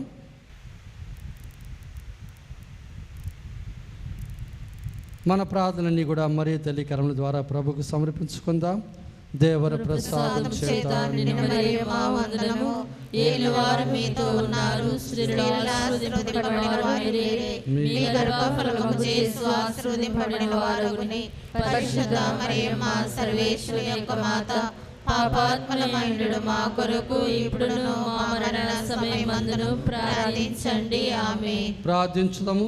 సర్వశక్తుల ఓ సర్వేశ్వర, పెంతెకోస్తు పండుగ దినమున సంతస హృదయముతో మీ దరిచేరి ప్రార్థిస్తున్న మా సంఘమును మీ విశేష ఆశలతో, ముఖ్యముగా మీ శబ్ద వరములకు జ్ఞానము, బుద్ధి, విమర్శ, దృఢము, తెలివి, భక్తి, దైవభయములతో నింపి చక్కని క్రైస్తవ జీవితం జీవించు మహాభాగ్యమును అనుగ్రహించండి. మా నాథుడైన క్రీస్తు ద్వారా మనవి చేయుచున్నాము. ఆమేన్.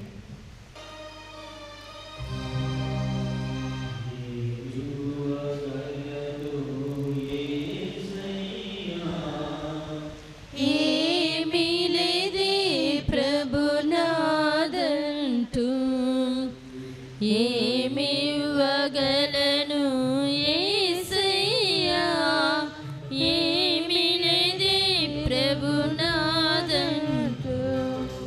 నాకున్నదంతా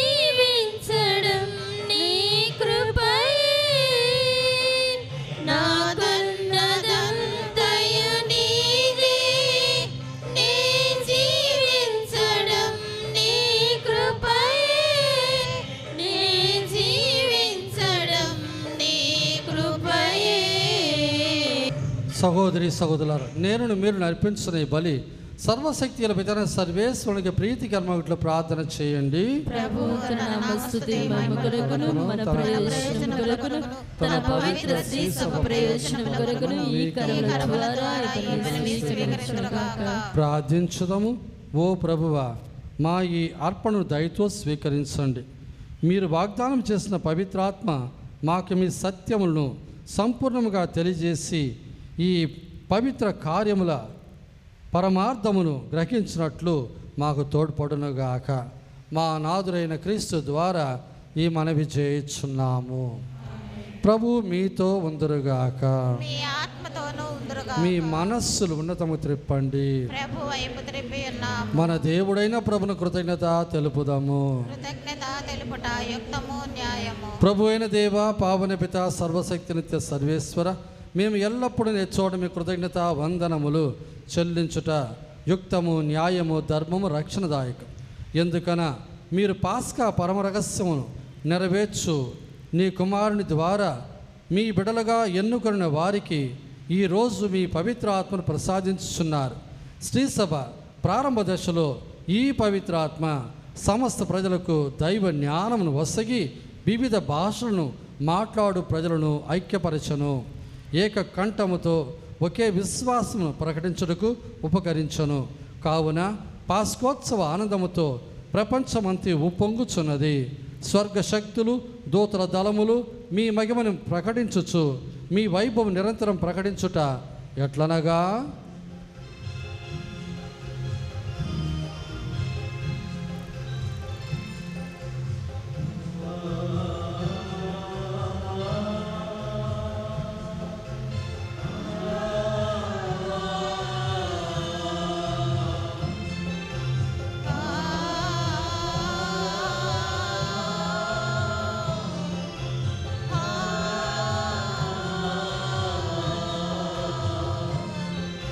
పరిశుద్ధుల్ పరిశుద్ధుల్ మీరే పరిశుద్ధుల్ పరిశుద్ధుల్ పరిశుద్ధుల్ మీరే పరిశుద్ధుల్ పరలోక భూలోక మంతయు మీ మహిమతో నిండి ఉన్నవి. పరలోక భూలోక మంతయు మీ మహిమతో నిండి ఉన్నవి.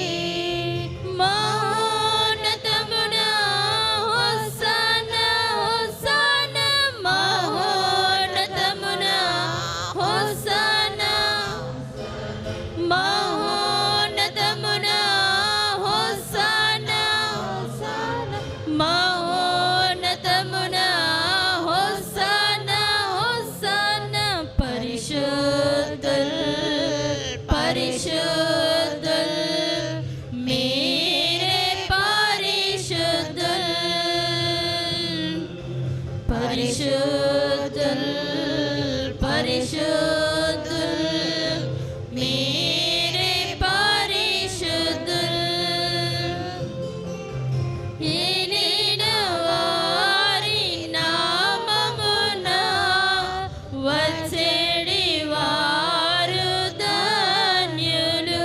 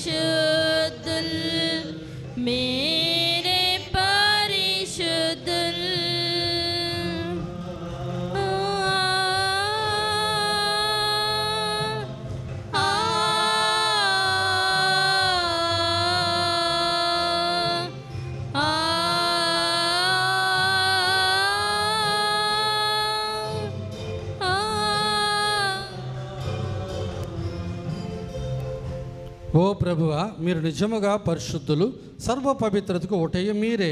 కనుక మీ పవిత్రాత్మ ద్వారా ఈ కానుకలను పరిశుద్ధపరచ బతిమాలు కొనుచున్నాం. ఈ విధమైనవి మా కొరకు మా ప్రభు అయిన యేసుక్రీస్తు శరీర రక్తములు అగునుగాక. వారు పాటుబడికి ఇష్టపూర్తిగా తమ అప్పగించుకున్నప్పుడు అప్పమునందుకొని మీ కృతజ్ఞత వందనములు చెప్పి స్తుతించి త్రుంచి శిష్యులకిచ్చుచు ఇట్లను, మీరందరూ దీన్ని తీసుకొని భుజింపుడు. ఇలా మీ కొరకు అప్పగింపబడిన నా శరీరము.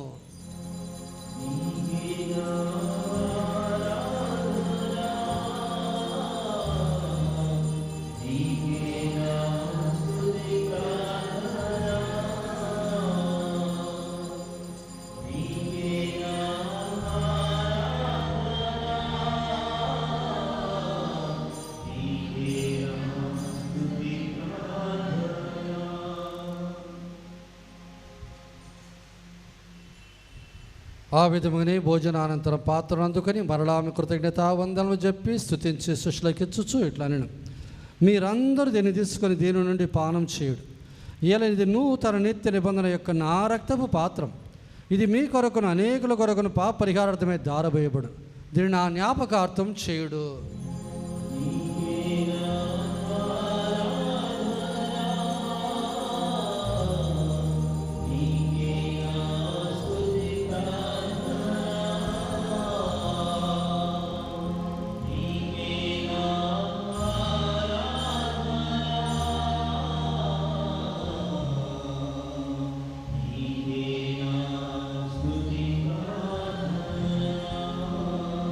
ఇది విశ్వాస రహస్యము.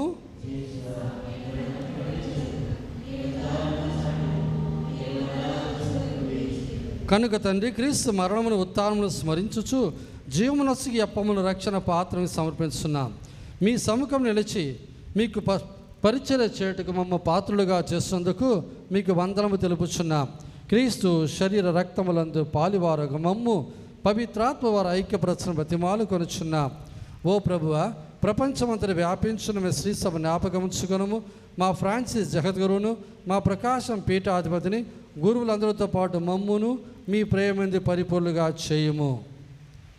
ఉత్థానమైన మిగతో చనిపోయిన మా సహోదరి సహోదరులను, మీ కనికరముందు చనిపోయిన వారందరూ జ్ఞాపకం ఉంచుకొనము. వారిని మీ దివ్య ప్రకాశంలోనికి చేర్చుకొనము.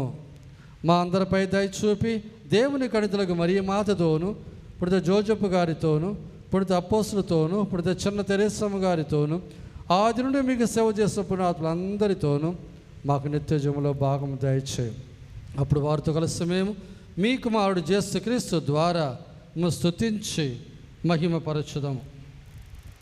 క్రీస్తు ద్వారా, క్రీస్తుతో, క్రీస్తునందు సర్వశక్తి గల సర్వేశ్వర పవిత్రాత్మతో ఏకమై ఉండి మీకు యుగ యుగములు గౌరవమహిమలు కలుగునుగాక. మన రక్షకుడు ఇచ్చిన పరమోపదేశం అనుసరించి ప్రార్థింప సాగసింతము. మా యొక్క తండ్రి, మీ నామం, మీ రాజ్యం వచ్చునుగాక, మీ చిత్తం వేరునట్టు భూలోకమందు నానాటికి కావలసిన ఇవ్వండి. మా యొద్ద విన వారిని మేము మన్నించినట్టు పులను మీరు మన్నించండి. శోధన యందు ప్రవేశింపనివ్వక ప్రభువా, అన్ని కీడులను మమ్మల్ని రక్షించము. మా ఈ రోజులు మాకు శాంతిని ప్రసాదింపము. మీ దానుగ్రహం వలన పాపమును విముక్తులు చేసి అన్ని కలతలను సర్వదా కాపాడుము. మేము మోక్షానందమును మా రక్షకుడైన యేసుక్రీస్తు ఆగమను నిరీక్షించుచుందుము.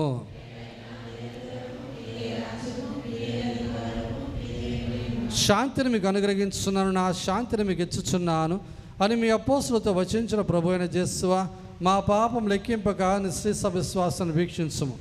నీ చిత్త ప్రకారం నీ సభకు శాంతిని ఐక్యత అనుగ్రహింపము. యుగ యుగములు జీవించుచు పరిపాలించు ప్రభువా. ప్రభు శాంతి ఎల్లప్పుడు మీతో ఉండునుగాక.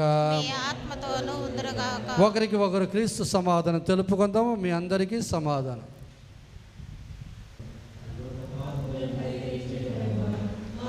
చూపండి. సర్వేశ్వరుని గొర్రెపిల్ల, లోక పాపములను పరిహరించుడు ప్రభువా, మాకు దయ చూపండి. సర్వేశ్వరుని గొర్రెపిల్ల, లోక పాపములను పరిహరించుడు ప్రభువా, మాకు శాంతిని దయచేయండి.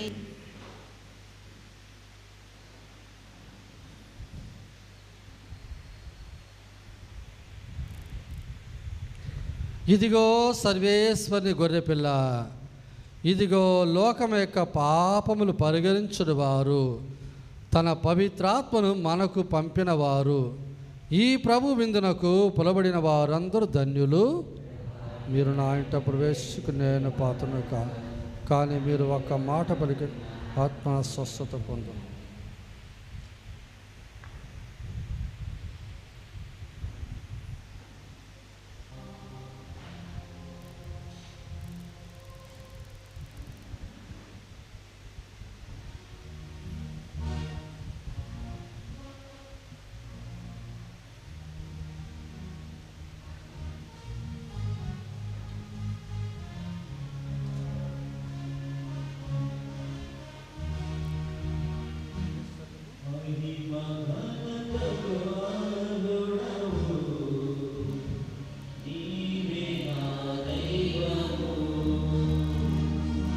సృష్టికర్త ముక్తిదాత మస్తుతులకు పాత్రుడా,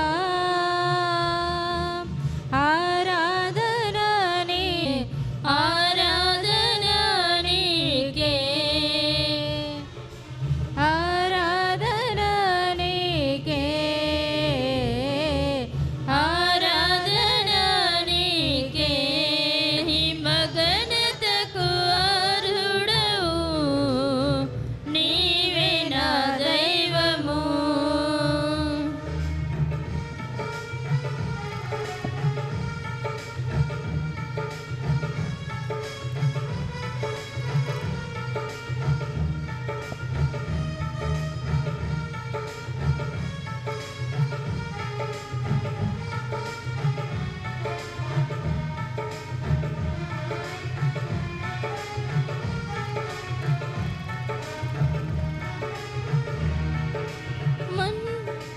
మన్నాను కురిపించినావు, బండ నుండి నీళ్ళిచ్చినావు. మన్నాను కురిపించినావు, బండ నుండి నీళ్ళిచ్చినావు.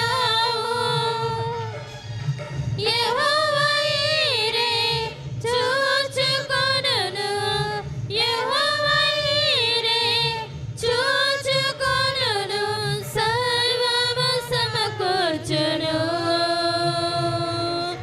ఆరాధన నీకే, ఆరాధన నీకే, ఆరాధన నీకే,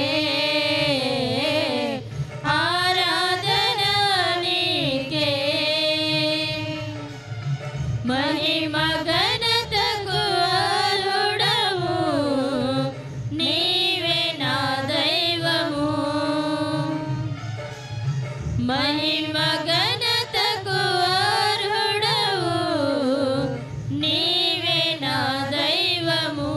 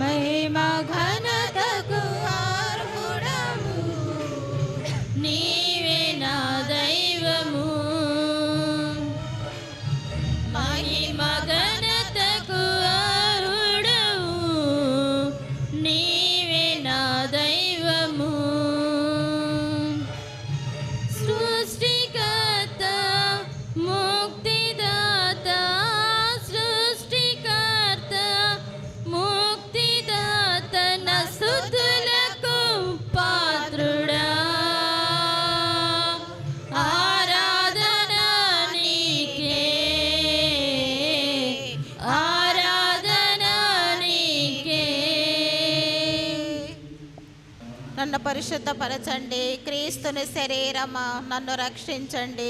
క్రీస్తుని రక్తమా నాకు తృప్తి కలిగినట్లు చేకరుణించండి. క్రీస్తుని ప్రక్కలో నుండి కారుపడి నీళ్ళ నన్ను కడగండి. క్రీస్తు అనుభవించిన కష్టమా నాకు ధైర్యం కలిగినట్లు చేయండి. పునీతులతో కూడా ముగింపు లేని కాలము నేను మిమ్ము స్తుతింతునుగాక స్వామి. ఆమేన్. పరిపూర్ణ ఫలము గల జపం. మహామధురముతో నిండిన మంచి యేసువా, దాసురాలైన నేను దేవవారి సముఖములో మోకాళ్ళ మీద నిలిచి సాష్టాంగపడి నా చేతులను నా కాళ్ళను తొలిచినారు, నా ఎముకలన్నీ ఎంచినారు అని దేవరవారి పేరిట పూర్వకాలమందు దావీదు దీర్ఘదర్శి వచించిన దాన్ని నా కన్నుల ముందర చూచి దేవరవారి యొక్క 5 గాయములను మిక్కిలి బట్టి పడదలతోనూ దుఃఖముతోనూ నా అంతరంగమునందు విచారించి తలంపు ధ్యానించుడు. ఈ సమయమందు దృఢమైన విశ్వాసము, నమ్మిక, దైవ ప్రేమానుడు సుకృత తలంపులను, నా పాపముల మీద నిజమైన మనస్తాపమును, వాని దిద్దుకొన మిక్కిలి దృఢమైన ప్రతిజ్ఞను నా హృదయములందు ముద్రింపవలనని నా మంచి యేసువా దేవరవారి.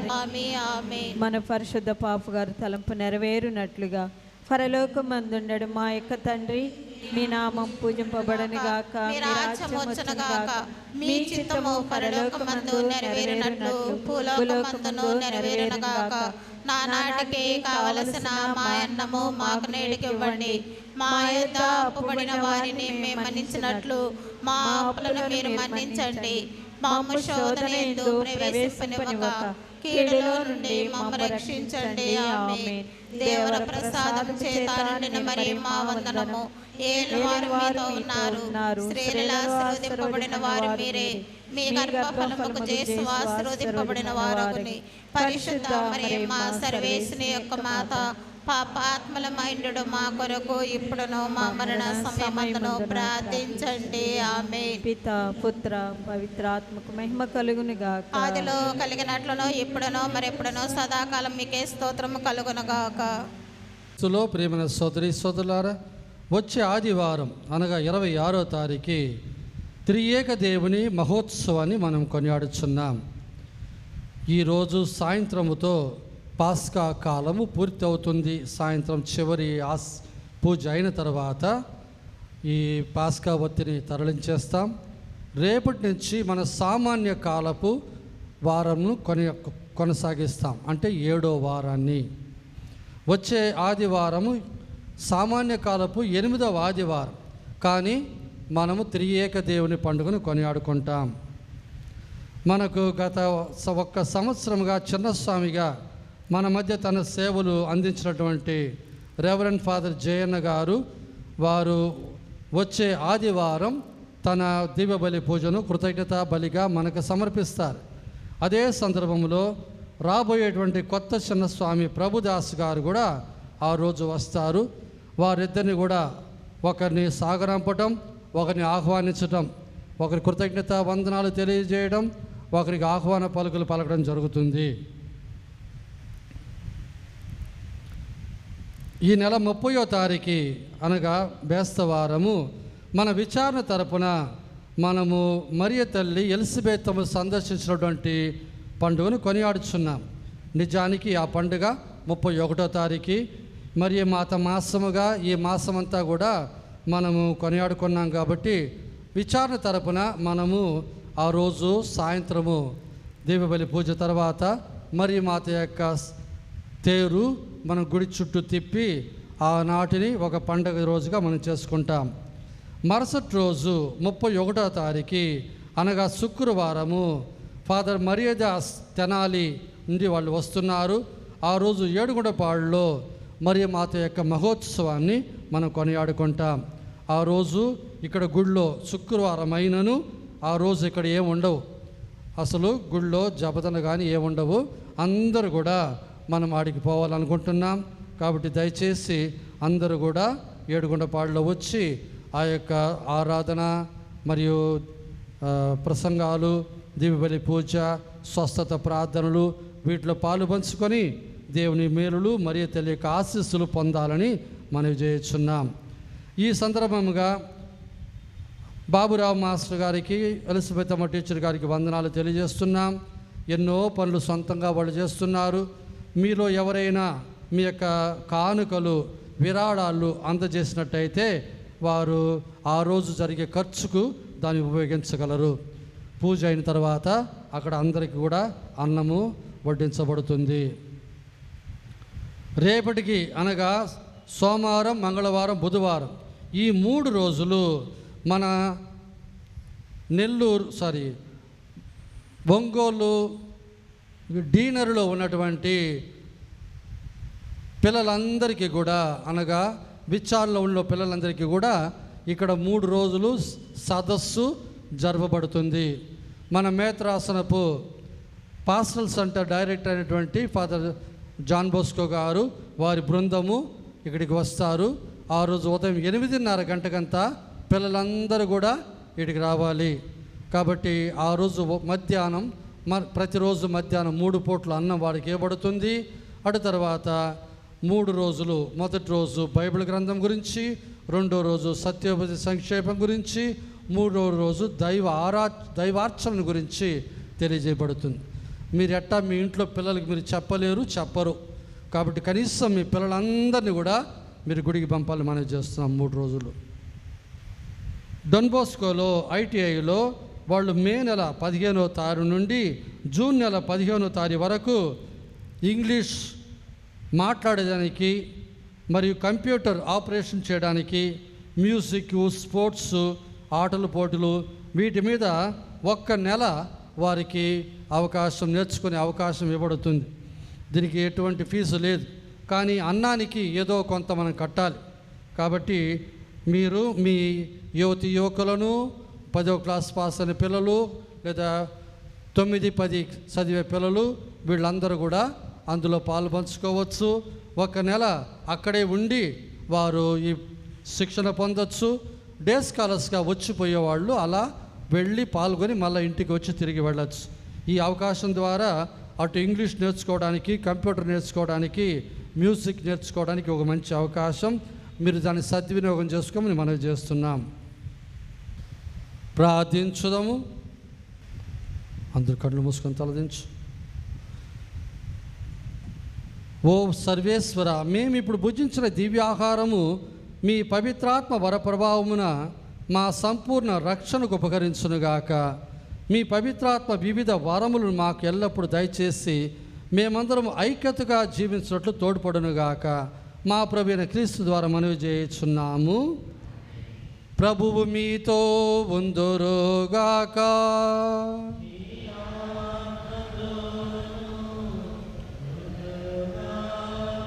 సర్వశక్తి గల సర్వేశ్వరుడు పితా, పుత్ర, పవిత్రాత్మ మిమ్మును ఆశీర్వదించి కాపాడుదురుగాక. సమాధానముతో వెళ్ళి క్రీస్తు ప్రేమలో జీవించండి. హల్లెలూయా, హల్లెలూయా.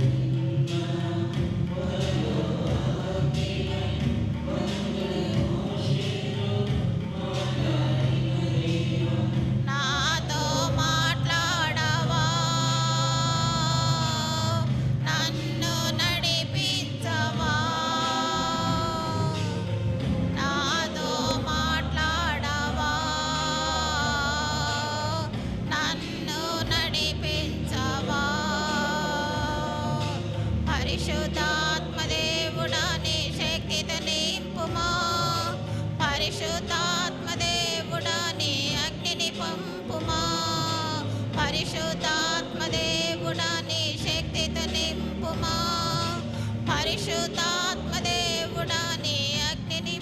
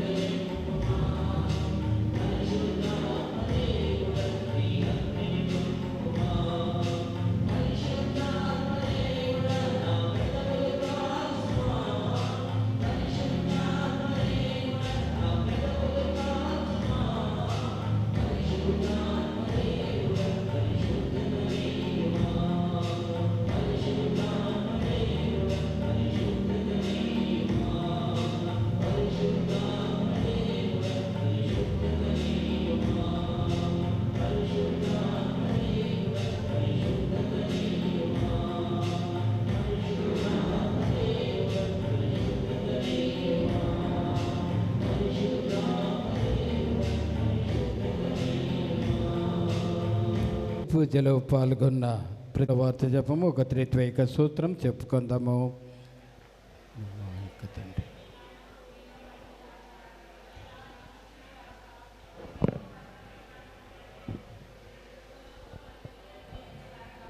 దేవుడి ప్రసాదం చేత నిండిన మరియమ్మ వందనము. ఏలిన వారు మీతో ఉన్నారు, స్త్రీలలో ఆశ్రదింపబడిన వారు మీరు, మీ గర్భఫలము చేసి ఆశ్రదమైన వారుగుని పరిశుద్ధ మరియమ్మ సర్వేశ్వరుని యొక్క మాత, పాపాత్ములమై ఉండడం మా కొరకు ఇప్పుడున్న మా మరణ సమయమందున ప్రార్థించండి. ఆమేన్. పిత పుత్ర పవిత్రాత్మ నామమునకు మహిమ కలుగును గాక. ఆదిలో కలిగినట్లు ఇప్పుడున్న మరెప్పుడున్న సదాకాలం మీకే స్తోత్రం కలుగును గాక. జేసునాథుని మిక్కిలి పరిశుద్ధ దివ్య హృదయమా మా మీద దయగా ఉండండి స్వామి. జేసునాథుని మిక్కిలి పరిశుద్ధ దివ్య హృదయమా మా మీద దయగా